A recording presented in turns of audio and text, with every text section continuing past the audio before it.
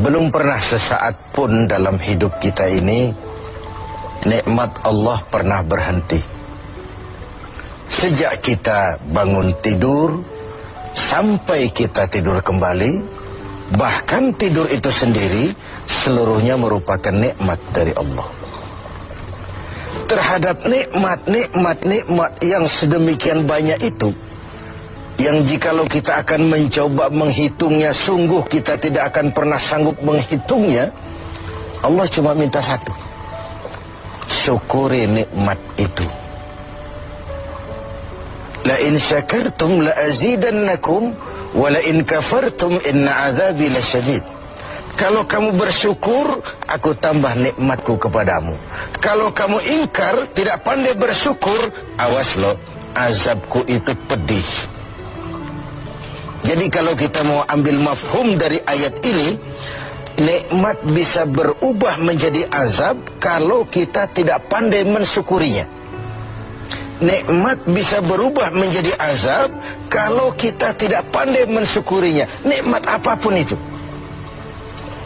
Sehingga boleh jadi orang kaya bisa saja masuk surga karena hartanya, dan orang kaya pun tidak jarang yang masuk neraka juga karena hartanya. Syukur apa tidak syukur? Pejabat bisa saja masuk surga karena jabatannya. Pejabat pun tidak jarang masuk neraka juga karena jabatannya. Syukur apa tidak syukur? Orang berilmu, orang alim sekalipun bisa masuk surga karena ilmunya.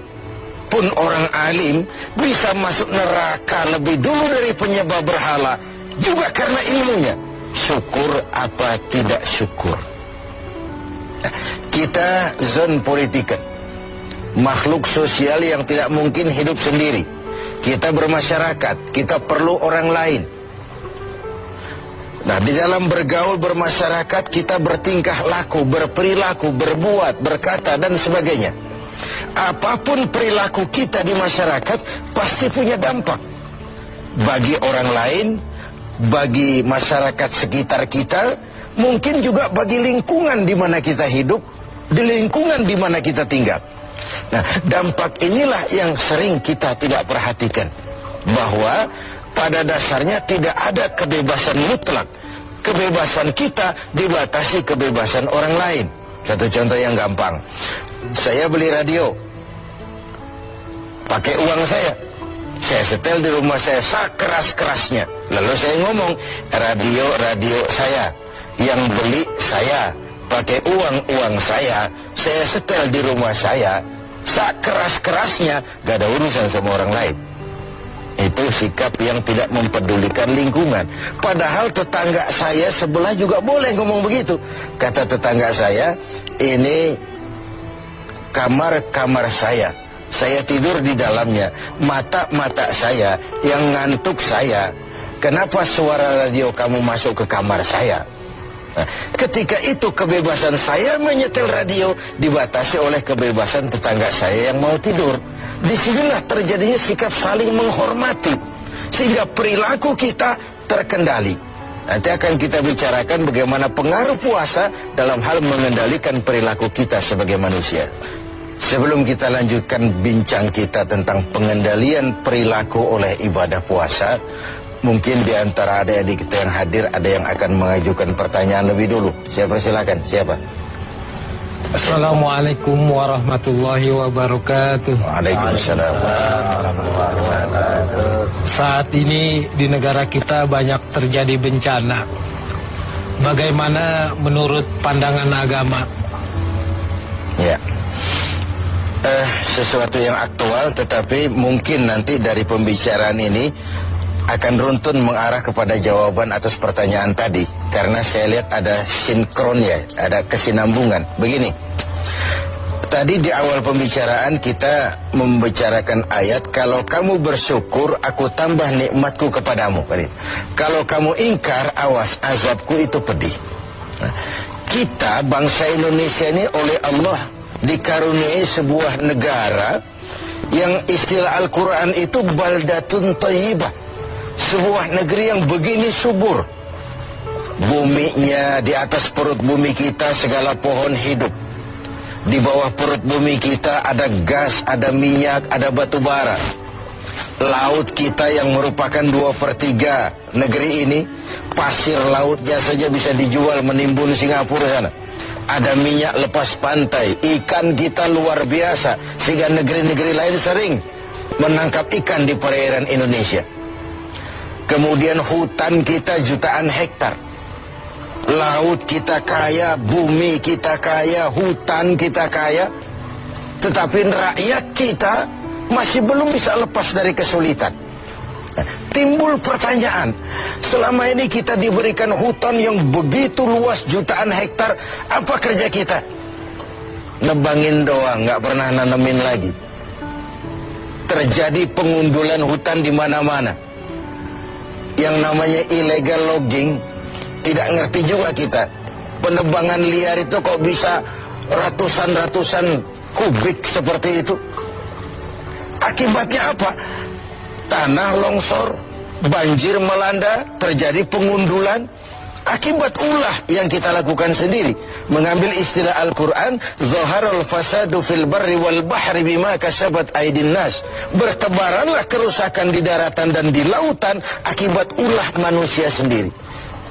Kita yang tidak pandai mensyukuri nikmat Allah, dikaruniai negara yang begini kaya sumber daya alamnya, yang diamanati memegang jabatan, lupa diri dan lupa daratan. Sementara kita sendiri tidak bisa mengelola negeri ini dengan baik. Yang disuruh ngurus beras, sering nimbun beras. Yang disuruh ngurus laut, sering jadi bajak laut. Yang disuruh ngurus hutan, rame-rame jadi orang hutan. Ada fenomena-fenomena seperti itu. Nah, lalu bagaimana kaitannya dengan musibah, dengan bencana yang belakangan datang menimpa kita? Begini,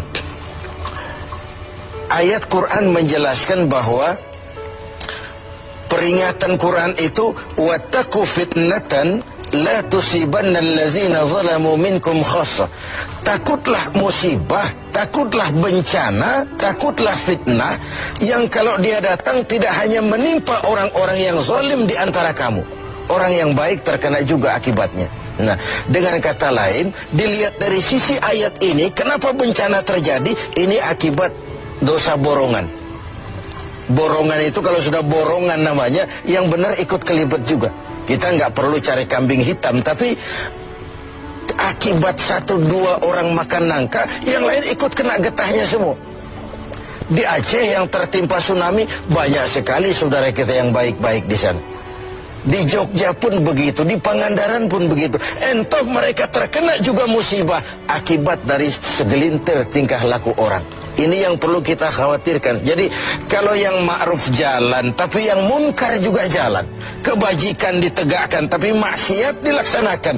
Ketika hukuman datang menghantam yang maksiat, yang baik-baik ini akan terkena juga dampaknya. Walaupun buat orang yang baik-baik, ini merupakan ujian. Kan musibah itu kalau menimpa orang baik-baik namanya ujian tuh. Kalau musibah menimpa orang setengah baik itu 50-50. Di golongan yang sholat rajin, maksiat tekun. Sedekah mau tapi korupsinya lebih gede dari sedekahnya. Cuma lipstik aja ngumpetin korupsinya, dia sedekah. Kemudian yang model seperti ini kalau terkena musibah, itu teguran namanya, bukan ujian. Sebaliknya kalau orang jahat terkena musibah, itu persekot itu, DP. Nah, ini merupakan harus jadi renungan buat kita semua tanpa sekali lagi perlu mencari kambing hitam. Mari sama-sama kita melakukan introspeksi. Berangkat dari ayat yang kita bicarakan sejak awal tadi, nikmat bisa berubah menjadi azab kalau kita tidak pandai mensyukurinya. Nah, ada hadis kursi, balah menjelaskan, terkadang melihat ulah manusia, aku ini kepengen turunkan azab saja, kata Allah. Tetapi ketika aku melihat orang-orang tua yang sujud di keheningan malam, bayi-bayi yang tanpa dosa masih menyusu, dan binatang ternak melata mencari makan, murkaku pun surut, azab aku tarik kembali. Kalau kita renungkan hadis ini, masih ada yang meredam murka Allah, menjaga keseimbangan. Orang-orang tua yang di keheningan malam sujud sambil berlinang air mata, nangis di hadapan Allah. Kita hutang jasa dengan orang-orang tua seperti itu. Bayi-bayi yang tanpa dosa, masih putih, bersih, masih menyusu. Dan binatang ternak melata mencari makan, itu potret dari lingkungan keseimbangan hidup. Sekarang kan binatang hampir nggak punya tempat. Kita baca dalam berita itu bagaimana di Pekanbaru sana gajah nyasar ke kota karena hutan kebakar. Ya. Air kita nggak berikan tempat, lalu ngayap kemana-mana, masuk ke lingkungan penduduk. Sesuatu yang dulu air ada tempatnya, sekarang semua buat manusia. Sehingga ketika air datang, mana nyasar dia ke tempat kemana-mana. Ini sebuah potret bahwa kalau masih ada orang-orang yang sujud kepada Allah tengah malam sambil berlinang air mata, masih ada putra-putra bersih tanpa dosa, masih terjaga lingkungan hidup, bencana tidak akan sebanyak ini. Tapi yang terjadi adalah sebaliknya. Yang diajarkan itu orang tua tengah malam sujud, bayi tanpa dosa menyusu. Nah sekarang akibat terjadinya pergeseran nilai, bayi tanpa dosa sering dibuang ke tempat sampah, sementara orang-orang tua tengah malam rebutan nyusu. Ini kan sebuah kesalah setelan dalam menjalani kehidupan ini. Oleh karena itu, menghadapi banyaknya musibah, menghadapi banyaknya bencana, kita tidak perlu mencari kambing hitam, tapi mari melakukan introspeksi. Kalau diuji, kita bukan saja harus sabar, tapi harus lulus. Nah, kalau ditegur, kita harus berani introspeksi, memperbaiki yang kurang dan mengurangi yang memang berlebihan. Mudah-mudahan musibah yang banyak menimpa negeri kita belakangan ini adalah teguran. Syukur-syukur kalau dia ujian. Dan sekali lagi, bukan saja kalau dia uji kita harus sabar, tapi juga harus lulus.